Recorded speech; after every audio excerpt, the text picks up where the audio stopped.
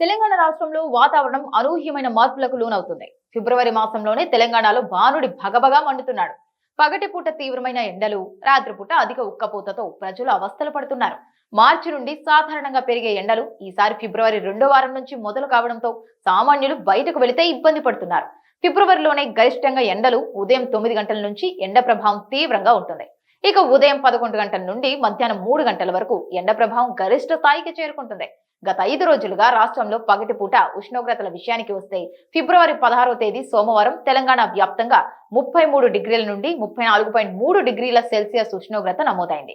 ఈసారి ఎండలు దంచుకొట్టుడే. ముఖ్యంగా మహబూబ్ నగర్, నల్గొండ, ఆదిలాబాద్, ఖమ్మం జిల్లాలలో సాధారణం కంటే 1 డిగ్రీ ఎక్కువగా ఉష్ణోగ్రతలు నమోదయ్యాయి. రాత్రిపూట కూడా కొన్ని జిల్లాలలో ఇదే పరిస్థితి ఉంది. హైదరాబాద్ వాతావరణ కేంద్రం అంచనాల ప్రకారం ఈసారి ఎండలు తీవ్రంగా ఉండే అవకాశం కనిపిస్తోంది. ఈ సంవత్సరం ఎండలు సాధారణం కంటే 1 డిగ్రీ నుంచి 1.5 డిగ్రీల సెల్సియస్ అధికంగా ఉండే అవకాశం ఉందని వాతావరణ శాఖ అధికారులు చెబుతున్నారు. అవసరమైతే తప్ప బయటకు వెళ్లొద్దు. ఈ పరిణామంతో ప్రజలు తగు జాగ్రత్తలు తీసుకోవాలని సూచిస్తున్నారు. మధ్యాహ్నం వేళ అవసరమైతే తప్ప బయటకు వెళ్లొద్దని ఇప్పటికే సూచనలు ఇస్తున్నారు. ఒకవేళ ఎవరైనా ఎండలో బయటకు వెళ్లాలి అనుకుంటే తెల్లని కాటన్ దుస్తులు ధరించి వెళితే మంచిదని చెబుతున్నారు. ఎండాకాలం శరీరం డీహైడ్రేషన్ కు గురి కాకుండా ఎక్కువగా మంచినీరు తాగాలని, ద్రవ పదార్థాలు ఎక్కువగా తీసుకోవాలని, తేలికపాటి ఆహారం తినాలని వైద్యులు చెబుతున్నారు.